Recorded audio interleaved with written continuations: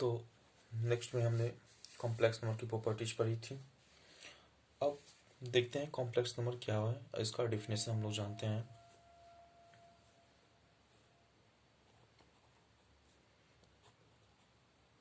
Complex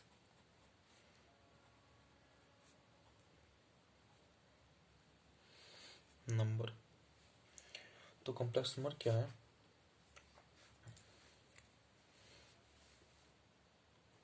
a symbol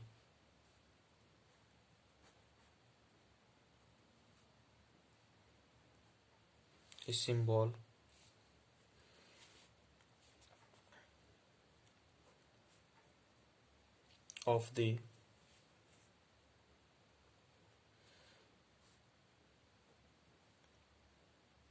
from a symbol of the from x plus iy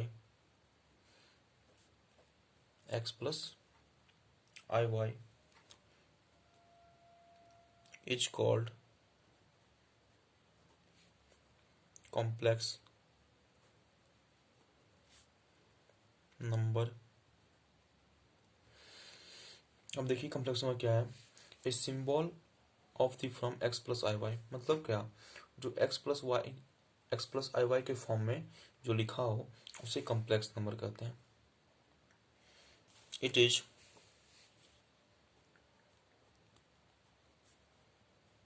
is denoted by z। Complex number को किससे denote करते हैं? z से। That is z equal to x plus I y. Here x is called real part of z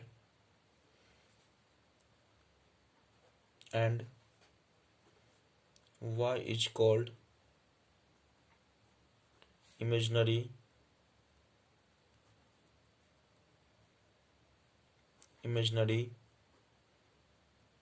part of Z.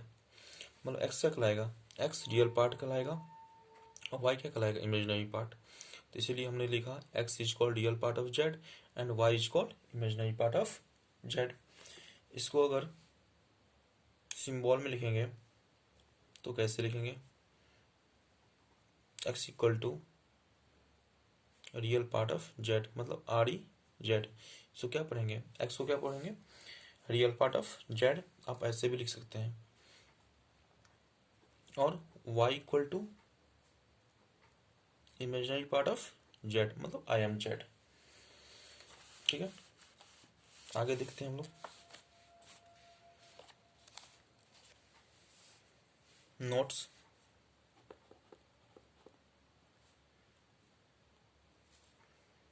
First, two complex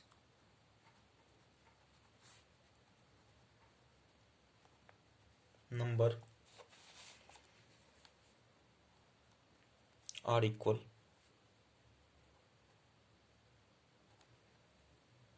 if z1 equal to x1 plus iy1 and z2 equal to x2 plus iy2।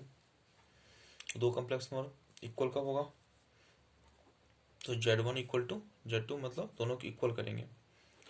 तो z1 का value कितना दिया गया? x1 plus iy1 equal to x2 plus iy2।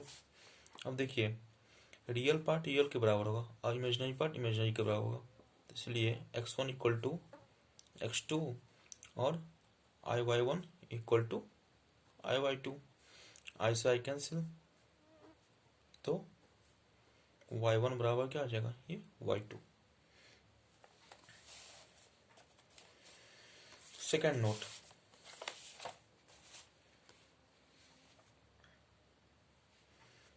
Note second, if imaginary part of z equal to 0, then the complex number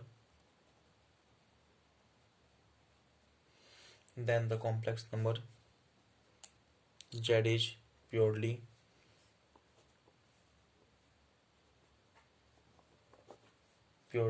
real number.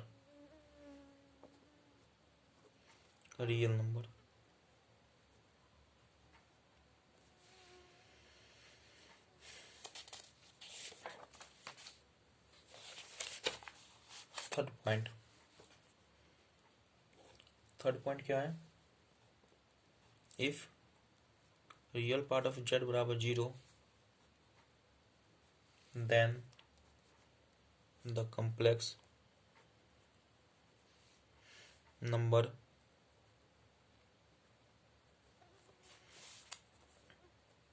z is purely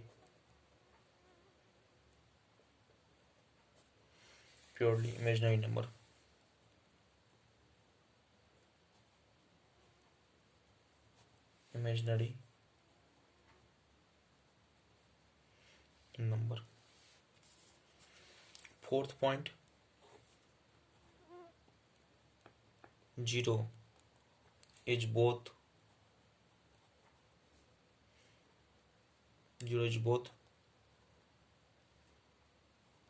purely real and purely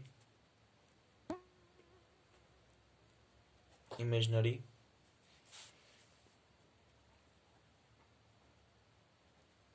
number. Fifth point, Ix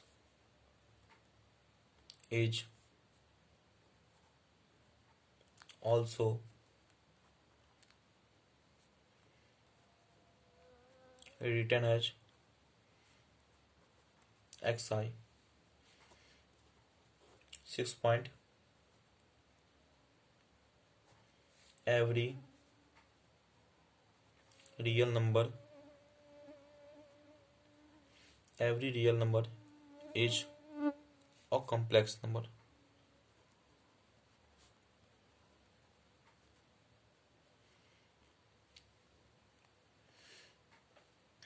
okay, तो ये सारे notes हैं, points हैं, जिसे हम लोग अच्छे से समझेंगे और इसके बारे में हम लोग आगे डिस्कस भी करेंगे।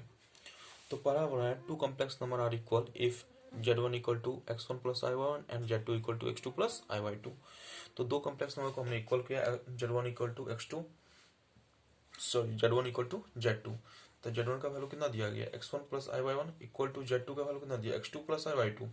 तो हमने क्या बोला, रियल पार्ट को रियल के साथ करेंगे और इमेजिनरी पार्ट को इमेजिनरी के इक्वल करेंगे। तो रियल पार्ट के रियल के इक्वल कर दिया और इमेजिनरी पार्ट को इमेजिनरी के इक्वल कर दिया। तो यहाँ पे हम लोग क्या रिजल्ट क्या मिला, x1 equal to x2 and y1 equal to y2। फिर हमने क्या बताया, if imaginary part of z बराबर 0, अगर कॉम्प्लेक्स नंबर का इमेजिनरी पार्ट ऑफ 0 होगा, then the complex number z is purely real number होगा। ठीक है।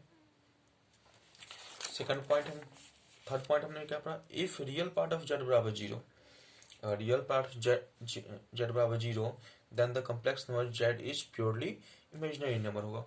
अगर मान लीजिए सपोज एज फॉर एग्जांपल यहीं पे लेते हैं, अगर रियल पार्ट मान लीजिए 2 प्लस 3i, ठीक है। अब बोल क्या रहा है, रियल पार्ट 2 है, अगर ये 0 हो जाएगा, अगर ये क्या हो जाएगा, अगर ये 0 हो जाएगा तो 0 प्लस कितना पे 3i, तो बराबर कितना पे 3i, तो ये प्योरली क्या होगा, इमेजिनरी नंबर होगा, ना कि रियल नंबर होगा, ये प्योरली इमेजिनरी नंबर होगा। सेम उसी तरह if imaginary part of z बराबर 0, then the complex number z is purely real number. अब कहता है इमेजिनरी पार्ट 0 होना चाहिए। अगर suppose that x plus I y, तो आई वाई क्या है आपका, इमेजिनरी नंबर है ये अगर 0 होगा तो क्या होगा, x plus 0i equal to क्या आ जाएगा, x। तो x क्या है, रियल है। इमेजिनरी पार्ट क्या होता है, जिसमें अयोटा लगा रहता है, तो इसमें तो अयोटा नहीं लगा, ये तो जीरो हो गया, इमेजिनरी पार्ट जीरो हो गया। तो जब इमेजिनरी पार्ट अगर जीरो हो जाएगा तो बचेगा क्या, रियल, तो प्योरली रियल नंबर होगा। सिमिलरली सेम उसी तरह रियल पार्ट ऑफ जेड बराबर जीरो, अगर रियल पार्ट ही जीरो हो जाएगा तो बचेगा क्या, इमेजिनरी पार्ट, तो ये प्योरली इमेजिनरी होगा। इसीलिए हमने लिखा if real part of Z बराबर zero then the complex number Z is purely imaginary number, और if imaginary part of Z बराबर zero then the complex number Z is purely real number. समझ में आ गया आपका। अब कर रहा है यहाँ पे zero is both purely real number and purely imaginary number. Zero जो है बोथ रियल नंबर भी है और प्योरली इमेजिनरी नंबर है। एज फॉर एग्जाम्पल, अगर कोई किसी भी क्वेश्चन में अगर हमको दिया जाता है z इक्वल टू 2 और कहेगा इसको कॉम्प्लेक्स नंबर में लिखने के लिए, तो क्या लिख सकते हैं इसको, z इक्वल टू लिख सकते हैं 2 प्लस 0i, तो ये कॉम्प्लेक्स नंबर है। तो हमने लिख चुका है ना, every real number is complex number, जितना भी रियल कॉम्प्लेक्स नंबर इसको लिख सकते हैं, ठीक है। तो zero is both purely real number and purely imaginary number. Second example, अगर इसी में अगर कहीं पे आप दिया गया है 4i, z equal to 4i, तो हमको किसके फॉर्म में लाना है, x प्लस आई वाई के फॉर्म में, तो इसको लिख सकते हैं z equal to 0 plus 4i, ठीक है। तो हम लोग इसको ऐसे फाइंड कर सकते हैं। उसके बाद ix is also written as xi, as for example अगर कहीं पे लिखा है 4i, तो इसको हम लिख सकते हैं i4। कहीं पे लिखा है 5i, इसको लिख सकते हैं i5। समझ में आ गया होगा। Every real number is a complex number, जितना भी रियल नंबर है उसे कॉम्प्लेक्स नंबर कहते हैं। अब नंबर दो टाइप्स के होते हैं, एक होता है रियल नंबर, एक होता है इमेजिनरी। रियल नंबर से बचपन से लेकर क्लास 10 तक जितने भी नंबर बच्चे देखते हैं, सीबीएसई और बिहार बोर्ड वाले, बचपन से लेकर 10 तक जितने भी नंबर सारे रियल नंबर है। और जिस इमेजिनरी नंबर कौन, जिसमें अयोटा लगा रहता है वो इमेजिनरी नंबर है। एक हम रिजल्ट प्रूव करने जा रहे हैं, देखिए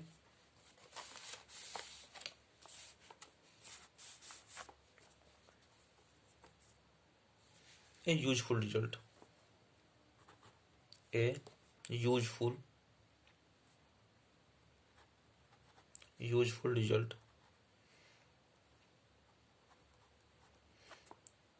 ए यूजफुल रिजल्ट क्या है, root under minus A into root under minus b equal to root under minus A into minus b equal to root under a b. अब ये सही है कि गलत है वो हम लोग आगे प्रूफ करते हैं, तो देखते हैं प्रूफ।